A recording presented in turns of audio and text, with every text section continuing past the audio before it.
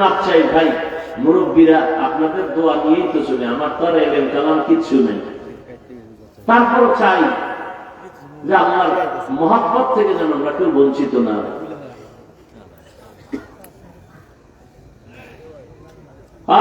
আল্লাহ সবাইকে সহিহ বুঝ দান করে।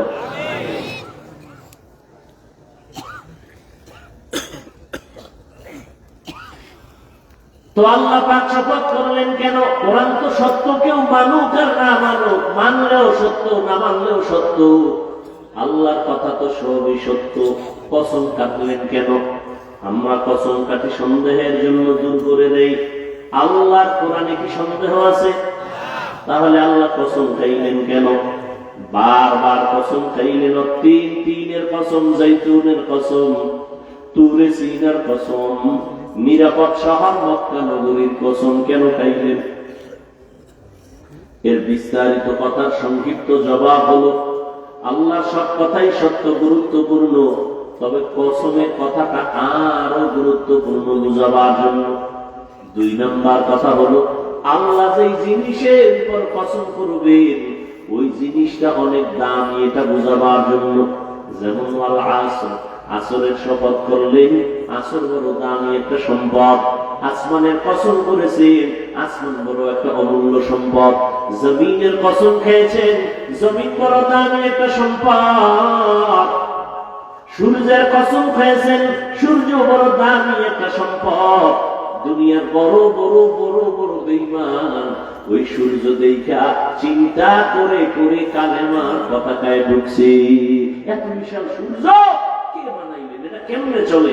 সকালে ঘুরতেছে ঘুরতেছে ঘুরতেছে, আবার সারা দুনিয়ার মানুষের আলো দিয়া আবার জায়গায় সকালে সেই সূর্য হাজির।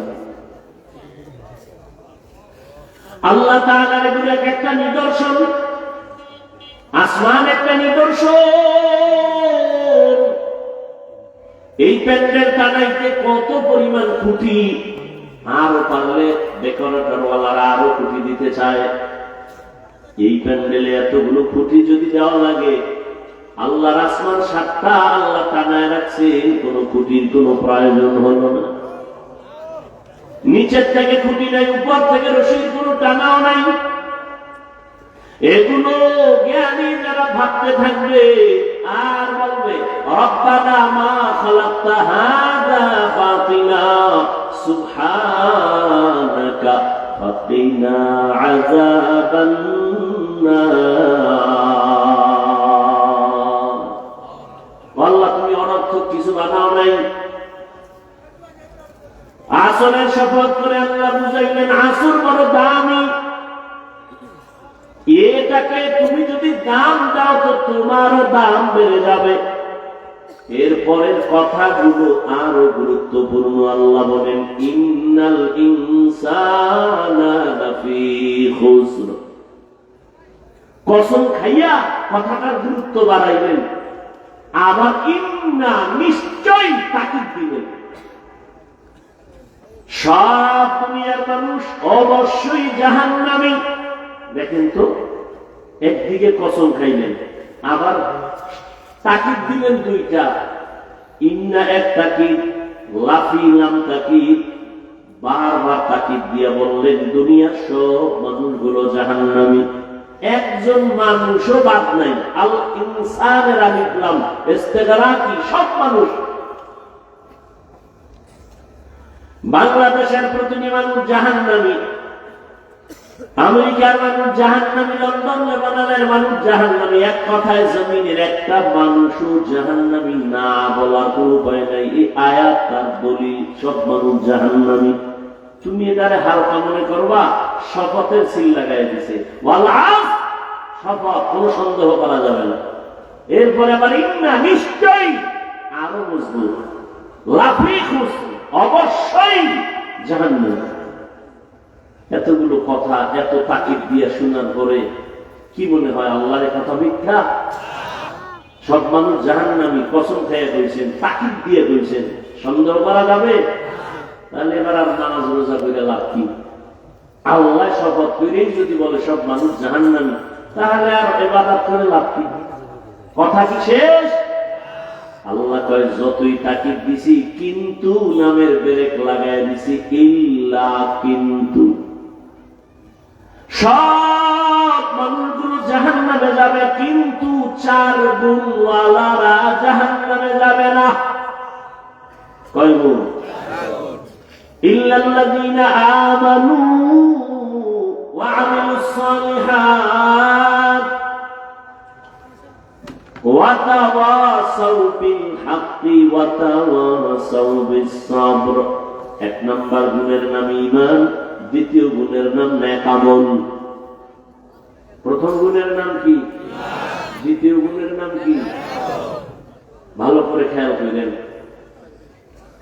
আল আসর সূরাটা সবার প্রিয় একটা মুখস্থ সূরা। ছোট্ট সূরার মধ্যে পুরা জিন্দেগি ঢোকানো। টের পাইবেন কে জান্নাতের পথে আছেন, কে জাহান্নামের পথে আছেন। এই সূরা আপনাকে বলে দিবে। সব মানুষ জাহান্নামে যাবে, 4 গুণওয়ালারা জান্নাতে যাবে। 4 গুণের মধ্যে প্রথম 2টা গুণ ঈমান আর নেক আমল। এটা আল্লাহর হক। কার হক? আল্লাহর হক।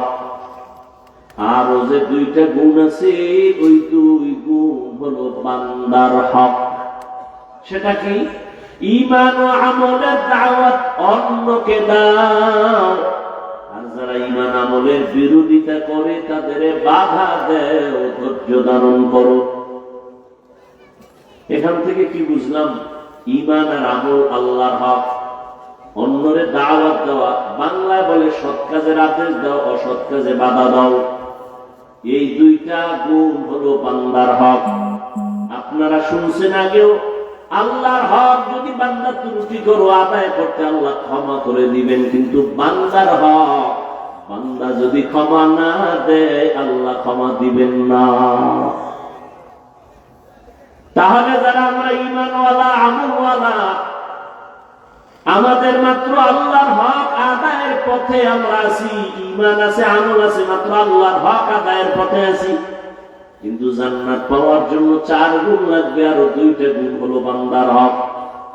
ঈমান আমল আমি একা আনলে হবে না, অন্যরে দাওয়াত দেওয়া লাগবে। ঈমান আমলের দাওয়াত। যারা বিরোধিতা করবে বাধা দেওয়া লাগবে। অতএব যারা শুধু ঈমান আনছি, নেক আমল করি, জিকির করি, তাহাজ্জুদ করি, পীরের কাছে যাই, তাবলীগে যাই, এখনো কিন্তু জান্নাত রেডি না। বান্দা হক আর 2টা গুণ আছে, আদায় করছেন কিনা হিসাব মিলান। আল্লাহর হক আদায় যদি ত্রুটি থাকে আল্লাহ ক্ষমা দিবেন। বান্দার হক যদি ত্রুটি থাকে, বান্দা ক্ষমা না দিলে আল্লাহ দিবেন না। যেমন আমি শুরুতে একটু আওয়াজ দিছিলাম, এবার বলি, অন্যরে দাওয়াত দেওয়া, অন্যকে, অন্যের জবাব আল্লাহ কোরআনে বলেন, ইয়া আইয়ুহাল্লাযীনা আমানু কু আনফুসাকুম ওয়া আহলিকুম নারা ওয়াকুদুহান নাস ওয়াল হিজারা আলাইহা মালাইকাতুন গিলাদুন শিদাদুন লা ইয়াসুনাল্লাহা মা আমারাহুম ওয়া ইয়াফআলুনা মা ইউমারুন।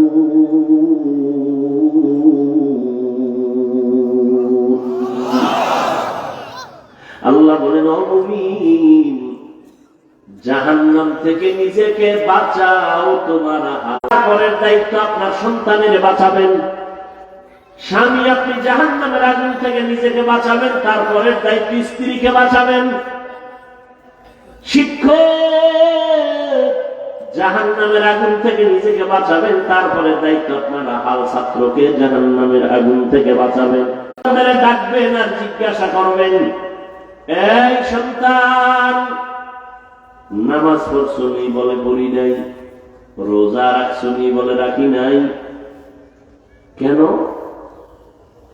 এবার সন্তান বলবে, আমার কোনো দোষ নাই, আমি দুধের দোয়া। তো সমস্যা কি? আমার আব্বা আম্মা সব ঝামেলা। তাই বলে দলিল কোরআনের আয়াত, সূরা আহজাব 700। রমজানে আমার আম্মা মাঝে মাঝে বলতো, সাহারি খাইয়া রোজা রাখ।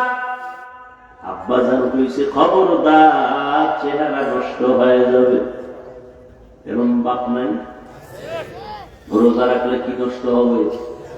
ওই আব্বাজানের জিজ্ঞাসা করতে মনে চায়, এই বাপ নামের কলঙ্ক, রোজা রাখলে চেহারা নষ্ট হবে? এবার তাকায় দেখো, মোবাইল চালাইয়া সারা রাত রুমের মধ্যে গুনাহ করে না, কবিরা গুনাহ দেখে দেখে চেহারার মধ্যে নূর নাই, চেহারাটা নষ্ট। তোমার এই সন্তানের চেহারাটা ভালো বানাইবা কেমনে? বিয়ার আগেই চেহারাটা নষ্ট হয়ে গেল, যৌবনও শেষ, জীবনও শেষ। বাবায় বাধা দিল, সন্তান মানবে না, কারণ যেই সময় বাধা দেওয়ার নিয়ম ছিল সেই সময় মা বাবায় আদর দিছে, আরো করো, সময় মতো বাধা দেয়। দুনিয়াটা উল্টে গেছে কেমনে জানেন? প্রত্যেক সন্তান মা বাবারে ভয় করবে, আর এখন উল্টা মা বাবা সন্তানের ভয় করে কখন পিড়ায়। প্রত্যেক ছাত্র শিক্ষকের ভয় করবে, কিন্তু এখন শিক্ষক ছাত্রকে ভয় করে কখন বেদবি করে ফেলবে। লিকুল্লি শাইইন যিনাতুন ফিল ওয়ারা ওয়া যিনাতুল মারই তামামুল আদাবি। ও পর্দার আড়ালের আম্মা জানে না, ও আমার বৃদ্ধ বাবাজি, কিয়ামতের দিন সন্তান মা বাবার বিরুদ্ধে আল্লাহর আদালতে আরজি পেশ করবে, হে আল্লাহ, আমার মা বাবা নামাজের তালিম আমারে দেয় নাই, রোজার কথা বলে পাহাড় দিছিল। দেখো না কত সন্তান মা বাবা চায় না নামাজ পড়ুক, এরপরও মা বাবার কথা ডেঙ্গিয়ে গিয়ে নামাজ পড়ে নাই। তুই বললি না কেন, ভালোটা গ্রহণ করলি না কেন? সন্তান বলবে, আল্লাহ, এটা আমার বিবেকের সাথে অন্যায় করে ফেলছে। কুল্লু উলাইকা কানা আনহু মাসউলা। কি আছে? আল্লাহ, যে মা বাবার কারণে দাঁড়িয়ে রাখতে পারি নাই, মা বাবার বয়ানের অভাবে নামাজি হতে পারি নাই, ও আল্লাহ, আমার দাবি হইল, আমারে যদি তুমি ফিডা এক মা বাবারে ডবল শাস্তি দেওয়া লাগবে। কোরআনের আয়াত, রব্বানা আতিহিম যিফাইনি মিনাল আযাব ওয়ালআনহুম লা'নান কাবীরা। সূরা আহজাব 67 নম্বর আয়াত। মোবাইলে কোরআন শরীফ বাংলাটা ডাউনলোড করিয়া সূরা আহজাবের 67 নম্বর আয়াতে সার্চ দিয়া ব্যাখ্যা দেখবেন। কোরআন কিনার মতো তো আপনার কাছে টাকা নাই, জুতা কিনার টাকা আছে, অন্যান্য সব কিনার টাকা আছে, মাওলার কোরআন কিনে যে ঘরে রাখবেন, দেখবেন ওই কপাল নাই। ওই যে বললাম কপাল, কপাল যদি পুড়ে যায়, আমি কেন রসুলের বয়ানেও কপালে কালেমা আসে না, বলছি না? বুঝলে গেছে? আর কপাল যদি খুলে, রসুলকে জবাই করতে আসিয়াও কালেমাওয়ালা হয়ে যায়। 27 বছরের যুবক, কি নাম? নবীরে জবাই করতে এসে কালেমা পড়ছে। সেই ওমরের নাম শুনলে এখনো মানুষের অন্তরে কম্পন শুরু হয়ে যায়। কে সে ওমর? দুনিয়া পরিচালনা করেন রাজনীতিবিদ, একজন শিক্ষক, হযরতম। দিনের বেলা বিচার করেন, রাতের বেলা জনগণের কি হালাত বিরা বিরা খবর নেই। সেই ওমর যে রাস্তায় চলে শয়তান, ওই রাস্তায় চলে না, পালায় যায়। কেমন পাওয়ার আল্লাহ দান করেছেন। ওমর আসতেছে রাস্তা দিয়ে, একটা যুবক মদের বোতল নিয়ে আগাইতেছে। ওমরের দেখা কাঁপ শুরু হয়ে গেছে। ওমর তো কথার আগে তরবারি রেডি, ও আল্লাহ মাফ করে দাও, আর জীবনে মদ পান করবো না, ওমরের হাত থেকে আমারে বাঁচাও। ওমর আসতেছে, বোতলের মধ্যে তো মদ দিতে চায় না। ওমরের কাছে যখন বোতলটা দিয়ে দিছি, ওমর হাতে বোতল নিয়ে দেখে এক ফোঁটা মদও নাই। হারকে দার খৌফে হক দর্দি মদম জান্নাতকে দাও। নিজে ঈমান আনো, নিজে আমল করো, তারপরে অন্যকে দাও। মা বাবা প্রথম দায়িত্ব নিজে নেক আমল করবেন, এরপরে সন্তানদেরকে আমলওয়ালা বানাবেন। এক বাবায় গিয়া ওমরের আদালত তো আগুন আগুন, বাবায় গিয়ে বিচার দিছে, আমার ছেলে হক আদায় করে না। ওমর কয়, আপনার কথায় বিচার হবে না, বাদী পেয়েছি, বিবাদী কেউ। ছেলেরে হাজির করা হলো, ছেলের গায়ে কার আদালত টের পাইছি? কয় পাইছি। খলি এক নাম্বার হক হলো তোমার বাবা একটা ভালো মা ঘরে আনবে, এটা এক নাম্বার কাম। ভালো ফল খেতে চাইলে ভালো গাছ লাগাও, ভালো সন্তান যদি পেতে চাও ভালো মা ঘরে নাও। ভালো মা কই পাইবা? রমনা পার্কে যাই দেখো ডানা কাটা ভরি ঘরে নিয়ে আসো। ডানা কাটা ভরি মানে কি? ও ঘরে আসলেই ডানা কাটবে, মায়ের ডানা কাটবে, বাবার ডানা কাটবে, শেষে স্বামীর দেও কাটবে। ডানা কাটা ভরির কামই হলো ডানা কেটে দাও। কিছুদিন পরে বলবে তোর মা খারাপ, বাপ খারাপ, ঢাকা লও। ঢাকা যায় আলাদা ফ্ল্যাট লইয়া কিছুদিন আউলা জাউলা জিন্দেগি চালায়, বলবে তোর ডানাও খারাপ, হিজরত করলাম, থাক তুই একা। ভালো একটা মা ঘরে আনো। এরে পর্দার আড়ালের আম্মা জান, 5 মিনিটে একটা কেচ্ছা শুনাইতে চাই, শুনবেন নি? শুনবেন? ঘুম আসতেছে আপনাদের? যদি কেউ ঘুমাবো, পৃথিবীর শ্রেষ্ঠ মিথ্যাবাদী সে। বাঙালি রাতে ঘুমায় না, সারাটা রাত মোবাইলের হক আদায় করে। বউয়ের হক আদায় করে না, সন্তানের হক আদায় করে না। কিসের হক আদায় করে? মোবাইলের হক। এক সূরায় কয় যদি আল্লাহ উসিলায় মাফ করে। সারাটা রাত মোবাইল আর মোবাইলে গুনাহ গুনাহ গুনাহ, ঘরটার মধ্যে শুধু গুনাহ চলে। বাইসে গেছো মুহাম্মদের উম্মত হইয়া, না হয় রাতের ঘুমের মধ্যেই উঠে দেখতে চেহারাটা শুকর হয়ে গেছে, কুত্তার মতো হয়ে গেছে, শুধু মুহাম্মদের উম্মত হওয়ার কারণে বেঁচে গেলাম। অন্য নবীর উম্মতেরা গুনাহ করলে ঘুমের মধ্যে চেহারা পাল্টায় যাইত। তার থেকে গুনাহ তো তোমরা কম করো না, কিন্তু চেহারা কেন পাল্টায় না? রহমতের নবী আমরা উম্মত, আর আমার আল্লাহ আমার নবী এত মহব্বত করতেন। মুসা নবী আল্লাহর বন্ধু, ঈসা নবী আল্লাহর বন্ধু, আমার নবী আল্লাহর বন্ধু, সব নবী আল্লাহর বন্ধু। তবে সব নবীরা আমার আল্লাহর আশিক, আর আমার আল্লাহ হলেন মুহাম্মদের আশিক। ইমামুল আউয়ালিনাল আখিরিন, বহরে সাদকা রাহমাতাল লিল আলামিন, সাইয়্যিদুল কাউনাইন খাতমুল মুরসালিন, আখিরামত বুদে ফখরুল আউয়ালিন। এরে আল্লাহর বান্দারা, একটা ভালো মা ঘরে আনিও।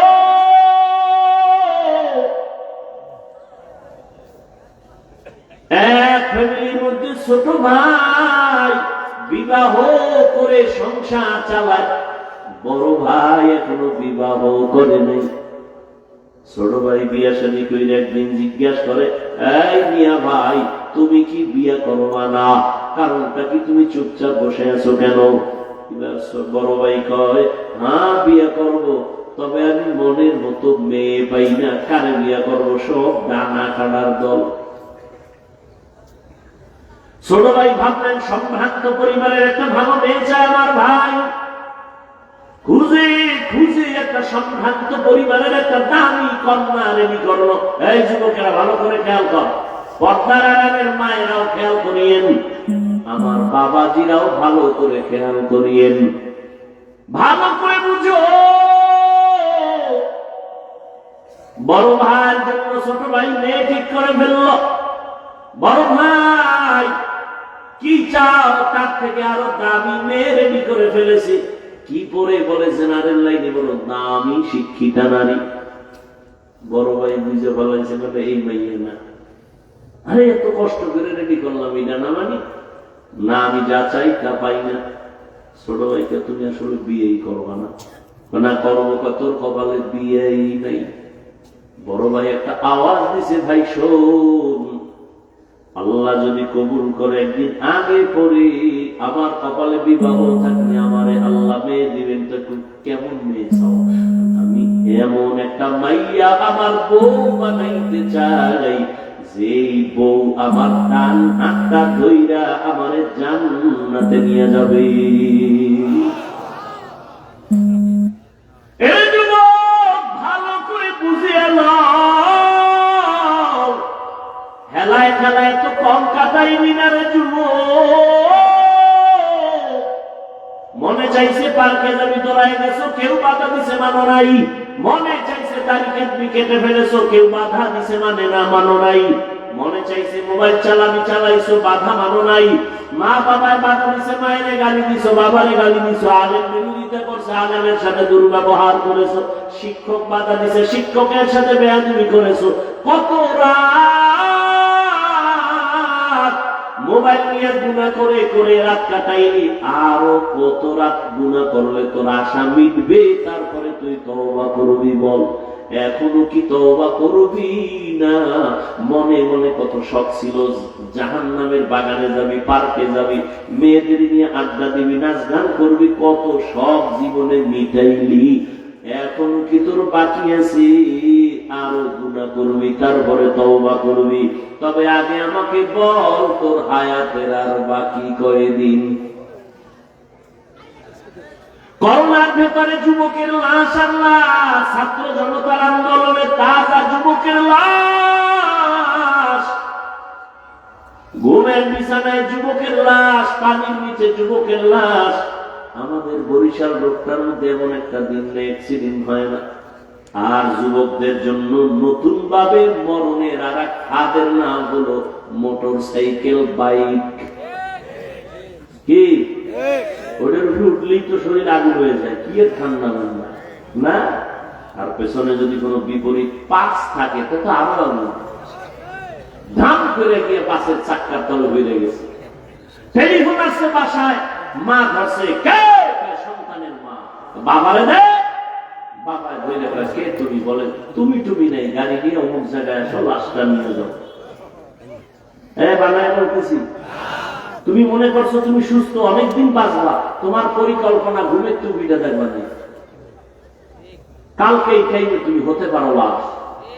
কি অসুস্থ মানুষ ডাক্তার কয় যা পারো খাওয়ায় দাও, বাঁচবে না। কিন্তু সেই অসুস্থ লোকটা লাঠি নিয়ে নিয়ে এখনো হাঁটে, সুস্থ মানুষটা তার সামনেই মরে গেল। ও আমার কলিজার যুবক, বাবা রাগ করিও না, বেয়াদবি মাফ করিয়া দিও। অথচ তোমার মতো আমি যে এতক্ষণ তোমারে বয়ান শুনাইলাম, একবারও কিন্তু বলি নাই আমি পাস করলি টুপি মাথায় দিছি, তোরা দে না হয় জাহান্নামে যাবি, একবারও বলি নাই। আমি এতক্ষণ যে বয়ান শুনাইলাম, আমি কওমি মাদ্রাসার সন্তান, একবারও বলি নাই তুমিও কওমি মাদ্রাসায় না গেলে তোমার কপাল ভরে যাবে। আমি তাবলীগের লাইনের সন্তান, পীরের একজন মুরিদ, একবারও বলি নাই তুমি যদি পীরের কাছে না যাও, তাবলীগে না যাও, তুমি জাহান্নামী হয়ে যাইবে, একবারও বলি নাই। তো তোমার টেনশন নাই, আমি দ্বিতীয়বার বলবো না, কোনো টেনশন নাই। আমি তোমার হুজুর বানাইতে আসি নাই, বরং আমি তোমাকে চাই তুমি স্কুলে পড়ো, কলেজে পড়ো, চাকরি করো, ব্যবসা করো, ডাক্তার হও, ইঞ্জিনিয়ার হও, প্রফেসর হও। তবে আমার ছোট একটা দাবি, জীবনে বেয়াদব হইবা না। তোমার আচরণে কোনদিন মা বাবা যেন কষ্ট না পায়, ওলামায়ে কেরাম কষ্ট না পায়, শিক্ষকেরা যেন কষ্ট না পায়। কারণ মা বাবারে কষ্ট দিয়ে যদি সামনে আগাও, কপাল পড়ে যাবে, চরিত্র ধ্বংস হয়ে যাবে। শিক্ষকের বরদোয়া যদি কপালে লাগে, শিক্ষার জগৎ থেকে হারায় যাবা। আলেমের বরদোয়া যদি কপালে নিয়ে নাও, জীবনে চরিত্রের রাস্তা খুঁজে পাইবা না। অতএব ডাক্তার হও, আদওয়ালা ডাক্তার হইও, তাসলিমার মতো বেয়াদব যদি হও, জুতা খাইয়া পালাতে হবে।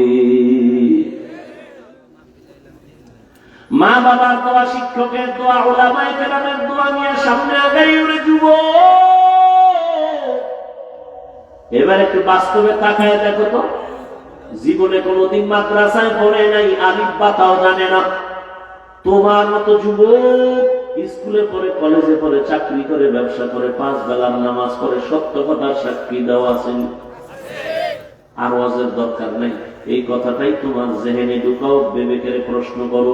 তোমার মতো যুবক যদি জেনারেল লাইনে থেকে নামাজ পড়ে, বলো তুমি কেন নামাজ পড়তে পারো না? অবশ্যই তোমার কপালে কারো অভিশাপ লাগছে।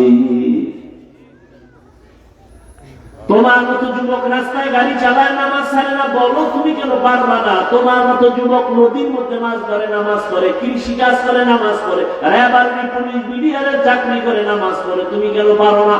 ওসি, সিএসপি, উকিল, ব্যারিস্টার নামাজ পড়ে, তুমি কেন পারো না? তোমার মতো যুবক শ্রমিকের কাজ করে, ব্যবসা করে, হালাল ভাবে চলে, ঢাকা কলেজে গিয়ে দেখা, জাহাঙ্গীরনগরে গিয়ে দেখো, তোমার মতো ছাত্র কলেজে পড়ে, মাথায় পাগড়ি, বড় দাড়ি, বড় জামা, মসজিদের খতিব। ও ভাই, তুমি কোন মসজিদের খতিব? বলে আমি কোনদিন খতিব কেন হবাম, তার আমি ভালো করে পারি না। এই অবস্থা কেন তোমার? বলে আমার মা বাবার দোয়া আর ওলামায়ে কেরামের নেক নজর। বানায় বলতেছি নাই এরকম ছাত্র? তোমার সমস্যা কি? তোমার কপালে কার বরদোয়া লাগছে মনে হয়? নাইলে এইরকম খারাপ তো তুমি হইতে পারো না, তুমি তো মুসলমান। ঘটনাটা মনে আছে তো? শেষ 5 মিনিটে শেষ। বড় ভাই কি কইছে? নাইলে আর কমই কি কইছে? এমন একটা মেয়ে আমি বিবাহ করতে চাই যে আমাকে জান্নাতে নিয়ে যাবে আমার ডান হাত ধরে। ছোট ভাইটা তোর কপালে এমন মাইয়াও নাই, বিয়াও নেই। বড় ভাইটা আল্লাহ যদি কবুল করে সময় লাগবে না, ঠিকই কিছুদিনের মধ্যে খাবো। পাশে এক এলাকায় আল্লাহ রবি আছে, আগের দিন তো এখনো একটু কমে গেছে। জয়পুর থেকে আল্লাহ এলাকায় এলাকায় ঘুরতো না কি? আরে আগের দিন তো কই গেল বরকত? বড় বড় আল্লাহ আমাদের জমিনের মধ্যে চরমনাইসার সিনা সহ যারা আছে পুরপুরা, এই আল্লাহওয়ালারা সপ্তাহে সপ্তাহ গিয়া গিয়া মুরিদের বাড়ি বাড়ি ঘুরতেন আর দাওয়াত দিতেন। এখন তো কমে গেছে, এখন তো প্লেন, এখন তো অটো, দেখ না বয়ানের আইয়া ডাইরেক্ট বমু, কোনো কায়েম নেই, সময় নেই। স্টেজে দিবি মেলে গাড়ি গুলো বাস, স্টেজ উঠছি আমার দৌড় শরীয়তপুর। এখান থেকে গিয়ে সেখানে বয়ান করতে হবে, কালকে মাগরিব পড়তে হবে চট্টগ্রামে, বাবার টাইম নেই। আর আগের আল্লাহওয়ালারা সপ্তাহে সপ্তাহ মানুষের এলাকায় থাকতেন, মসজিদে থাকতেন, মানুষজন আসলো দোয়া নিতে, ঠিক নেই? এলাকার পাশে একটা খবর, একজন আল্লাহর ওলি আছেন, ওখানে মসজিদে থাকেন, এলাকার মানুষের জন্য দোয়া করেন। ওই বড় ভাই খবর পাইয়া তিনি দোয়ার জন্য চলে গেল। ফজরের নামাজ ওখানে পড়িয়া আল্লাহর ওলির সাথে একান্তে কথা বললেন, হযরত আমার জন্য একটু দোয়া করবেন, আমি যেন আল্লাহর পথে চলতে পারি। হযরত বলে, এই বিয়ে করছো নি? কয় না। কেন করো না? বলে মেয়ে পাই না। কেমন মেয়ে চাও? হুজুর দোয়া করবেন, আমি এমন একটা মেয়েকে আমার স্ত্রী বানাতে চাই যে আমার ডান হাত ধরে আমাকে জান্নাতের পথে নিয়ে যাবে। কথা কইতেছে কইতেছে, হঠাৎ কইরা জানালার বাহির থেকে একটা সালাম আসছে। একটা মেয়ে কচি কণ্ঠে সালাম আসছে, সালাম হুজুর, আমি এলাকার একটা গরিবের সন্তান, আমি একটা কন্যা সন্তান, দোয়ার জন্য আসছি। আমার বাবা গরিব, আমার মার ফ্যামিলিও বড় গরিব। ও মা, আল্লাহ নবী জিজ্ঞাসা করে পর্দার আড়াল থেকে, মা তোমার বয়স কত? এত বিবাহ হয়েছে কি? বলে না হুজুর, হয় নাই। কেন হয় না?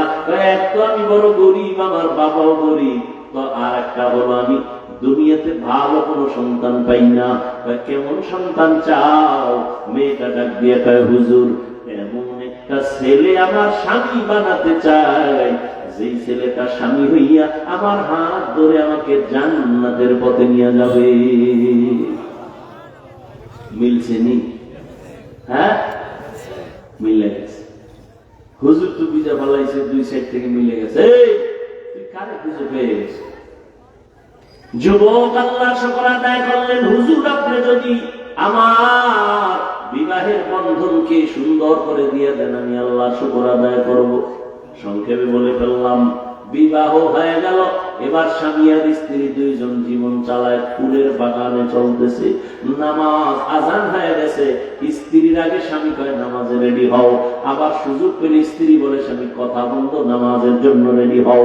রাতের বেলা ঘুমানোর সময় ওযু করে করে ঘুমায়, ফজরের সময় স্ত্রী আগে সাজা করে স্বামীকে ডাক দেয় উঠো, আবার স্বামী যদি সজাগ হয় স্ত্রীকে ডাক দেয় তাড়াতাড়ি উঠো নামাজ আদায় করো। আর তাহাজ্জুদে কান্না করে, হে মালিক, জীবনের আশা সবই পূরণ করছো, এখন আমার জীবনের আর একটা আশা আছে, আমার আর স্বামী স্ত্রীর নেককার সন্তান দেও, একটা তোমার খাস বান্দা তুমি আমাদের দান করো। দুইজনে যখন দোয়া শুরু করেছে, গভীর রাতে আল্লাহর আদালতে দোয়া কবুল হয়ে গেল, ভালো একটা নেককার সন্তান তাদের গর্ভে চলে আসলো। যুবকেরা খেয়াল করিও, ভালো একটা সন্তান তাদের গর্ভে চলে আসলো। এবারে ইবাদত চলতেছে, কান্না চলতেছে, দোয়া চলতেছে।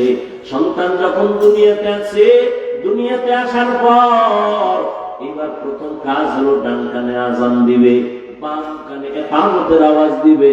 এবার আওয়াজ দেওয়াই হয়ে গেল সুন্নত অনুযায়ী। এবার দ্বিতীয় হাত, 7 দিন যখন হবে চুল ফালাবে, একটা সুন্দর নাম রাখবে। চুল ফালাইয়া নবীর তরিকে একটা সুন্দর নাম রাখছে, শেষে নামটা বলবো, বাসায় গিয়া নামটা খুঁজে ইতিহাস খুঁজে খুঁজে বের করবি। নাম রাখছে সুন্দর। এরপরে মা বাবার হক হলো সন্তানের আদব শিক্ষা দাও। আল্লাহ রাসূলুল্লাহ সাল্লাল্লাহু আলাইহি ওয়া আলিহি ওয়া সাল্লাম, মান বুলিদা লাহু ওয়ালাদুন ফালইহসিন ইসমাহু ওয়া আদাবা, ফাইদা বালাগা ফালিউযাওবিজহু, ফাইন বালাগা ওয়া লাম ইউযাওবিজহু ফাআসাবা ইসমান ফাইন্নামা ইসমুহু আলা আবি। মা বাবার প্রথম সন্তানের আদব শিক্ষা দেও। দুনিয়াতে সবথেকে আদব শিক্ষা দিছে রহমতের নবীর আদর্শ। সন্তানদের এবার আদব শিখাইয়া অল্প বয়সে যুবক বড় দামি হয়ে গেল, সুনাম অর্জিত হয়ে গেল। এই যুবকের এত পাওয়ার, মা বাবার দোয়া লাইগে গেছে কপালে।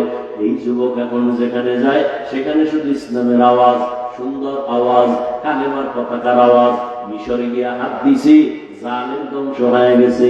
বাইতুল মুকাদ্দাস আমাদের প্রথম কিবলা, ইহুদি বেঈমানেরা দখল করেছে। এই যুবক সিরিয়াটাকে দখল করেছে, এই যুবক মিশর বিজয় করেছে। এই যুবক বাইতুল মুকাদ্দাসের জালেম থেকে মসজিদকে নিরাপদে নিয়ে আসছে। ও যুবক বাবারা, এই মা বাবার দোয়া পাইয়া যেই সন্তান দুনিয়ায় নাম করে গেছে, ইতিহাসের পাতায় তার নামে এখনো স্বর্ণাক্ষরে লেখা আছে। গুগলে গিয়া সার্চ দিয়া নামটা বাইর করে জীবনীটা বইরা দেখবি। ও যুবক, সেই যুবকের নাম সালাউদ্দিন আইয়ুবী রাহমাতুল্লাহি আলাইহি। গুগলে গিয়া সার্চ দিবি সালাউদ্দিন আইয়ুবীকে, বের করবি। সালাউদ্দিন আইয়ুবীর ইতিহাস পড়ো, দুনিয়া কম্পন শুরু হয়ে গেছে তার নামে। তুমিও তো সেই যুবকেরই একটা লাইনের সন্তান। তোমার কি হলো? তোমার কিসের অভাব? তুমি কেন পারো না সমাজকে সুন্দরভাবে ফুটায় তুলতে, চরিত্র হীন না করে আদর্শওয়ালা বানাতে? তোমার মধ্যে আল্লাহ এত সুন্দর কিছু দিচ্ছেন যে তুমি একাই সম্ভব সমাজকে কুলুষ মুক্ত করা, আদর্শওয়ালা বানানো, গোটা তুমি একে আলোকিত করা। মনটারে তৈরি করে নাও রে যুবক বাবা। ও পর্দানারানের আম্মা জানেরা, আপনাদের সন্তানদেরকে যতই বয়ান আমি শোনাই, আপনাদের দোয়া যদি না থাকে সন্তান কোনোদিন সফল হতে পারবে না। এই দুনিয়ায় যত ভালো ভালো সন্তান আছে, মায়ের অবদান। এরে আম্মা জান, আপনাদের জীবন কত ধন্য। আপনারা নবীদের মায়ের মতো মা, সাহাবায়ে কেরামদের মায়ের মতো মা। আপনারাই তো খাদিজা রাদিয়াল্লাহু আনহার মতো দামি নারী, আয়েশা রাদিয়াল্লাহু আনহার মতো দামি নারী, ফাতেমা রাদিয়াল্লাহু আনহার মতো দামি নারী। আরে আম্মা জান, মনে কি চায় না একটা আদর্শ সন্তানের মা হয়ে কবরে যাবেন? সন্তানটারে ডাক্তার বানাবেন, ইঞ্জিনিয়ার, প্রফেসর বানাবেন, বেয়াদব বানাবেন না। আদবওয়ালা সন্তান যদি রেখে যান, ডাক্তার হবে, ডাক্তারি করিয়াও কোরআন পড়ে পড়ে মা বাবার জন্য দোয়া করবে। ও পর্দার আড়ালের মা, আপনার মতো কত মা এখন এই অঞ্চলে পাওয়া যাবে। পর্দা করে, নামাজ পড়ে, বেপর্দায় চলে না, নামাজ ছাড়ে না, মোবাইলে সময় নষ্ট করে না, স্বামীর মাল হেফাজত করে, খেয়ানত করে না। এরে আম্মা জান, আপনি কেন পারবেন না? এখনো সময় আছে, তওবা করেন। জীবনে আর নামাজ ছাড়বেন না, বেপরদায় চলবেন না। মা বাবা হইয়া সন্তানকে আদর্শ ডাক্তার বানানোর মেহনত করবেন, আদর্শ ইঞ্জিনিয়ার, প্রফেসর বানায় যাবেন। এখনো সময় আছে, তওবা করে মনে মনে আল্লাহর কাছে বলতে থাকেন। জীবনে স্বামীর মাল খেয়ানত করবেন না, মোবাইলে সময় নষ্ট করবেন না। ও আমার যুবক বাবারা, এখনো সময় আছে, তওবা করে নাও। মনেরে বুঝাইও রে মন, আমার মতো যুবক যদি স্কুল কলেজে পড়িয়া নামাজ পড়ে আমি কেন পারবো না? আমার কপাল কেন এত খারাপ? এখন থেকে তওবা করো, মনে মনে আল্লাহকে বলো, হে আল্লাহ, জীবনে নামাজ ছাড়বো না, বেপরদায় চলবো না, দাড়ি কাটবো না, মা বাবারে কষ্ট দিব না। উলামায়ে কেরামের দোয়া নিয়া, শিক্ষকের দোয়া নিয়া নবীর তরিকা মেনে চলবো। ও আমার বৃদ্ধ বাবাজিরা, আপনার মতো কত বুড়া মানুষ এখনো হাতে লাঠি নিয়ে মসজিদে গিয়ে নামাজ আদায় করে, আপনারা কেন পারবেন না? এখন থেকে তওবা করে তৈরি হয়ে যান। আল্লাহ আজরাইল আসার আগে আমি তওবা করে তৈরি হয়ে যাব। কোন দিন মরণ হবে জানা নাই। আর নামাজ ছাড়বো না, বেপরদায় চলবো না, মা বাবার দোয়া নিয়ে চলবো, শিক্ষকের দোয়া নিয়ে চলবো। আর কোনদিন নামাজ ছাড়বো না, বেপরদায় চলবো না, আল্লাহর নবীর তরিকার বাহিরে চলবো না। তওবা করার মতো যদি অন্তর তৈরি হয়, অন্তরে যদি কোনো মুনাফিকি না থাকে, যাদের অন্তরে তওবার খাঁটি নিয়ত আছে, খাঁটি তওবার নিয়তে দুটো হাত আল্লাহকে দেখাইয়া দাও। আয় আল্লাহ, হাতগুলো কবুল করে নেন, তওবা কবুল করে নেন। আয় আল্লাহ, তওবার উপরে মজবুত হইয়া আমাদেরকে চলার মতো তৌফিক দান করে দাও, আমিন। আলহামদুলিল্লাহি রাব্বিল আলামিন, والصلاة والسلام على سيد الأنبياء والمرسلين وعلى آله وأصحابه أجمعين. يا أرحم الراحمين، يا أرحم الراحمين، يا أرحم الراحمين. رب ارحمهما كما ربياني صغيرا. اللهم إنك عفو كريم تحب العفو فاعف عنا. اللهم إنا نسألك رضاك والجنة ونعوذ بك من سخطك والنار. اللهم إنا نعوذ بك من البرص والجنون والجذام وسيء الأسقام. উদয়ার মালিক, গুনাহের বোঝা নিয়ে আমরা হাত তুললাম। আয় আল্লাহ, আমরা উলামায়ে কেরাম, মুরব্বী, হাজী সাহেব, কত ব্যবসায়ী, চাকরিজীবী, পর্দার আড়ালের মা বোনেরা, যুবক বাবারা, ছাত্ররা হাত তুলেছেন। মেহেরবানি করে আমাদের জীবনের সব গুনাহগুলো মাফ করে দেন আল্লাহ। আয় আল্লাহ, মাহফিল কবুল করে নেন, আগামীকালের মাহফিল কবুল করে নেন, কামিয়াবির ব্যবস্থা করে দেন আল্লাহ, হেদায়েতের ওসিলা বানায় দেন আল্লাহ, এলাকায় শান্তি দান করেন, মা বোনদের আবেদা পর্দাওয়ালা বানায় দেন, সন্তানগুলো নেককার বানায় দেন, আমার কলিজার প্রত্যেক যুবকের দিনের খাদেম বানায় দেন, কোরআন পড়নেওয়ালা, নবীর আদর্শওয়ালা বানায় দেন। মোবাইলের গুনাহের থেকে হেফাজত করেন, মোবাইলের গুনাহের থেকে হেফাজত করেন, মোবাইলের গুনাহের থেকে হেফাজত করেন।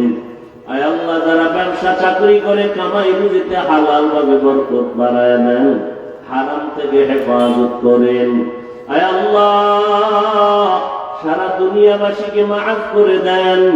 আয় আল্লাহ, মুসলমান ইমান আমল হেফাজত করেন। আয় আল্লাহ, বিদেশের ঘরে যারা চাকরি ব্যবসা করে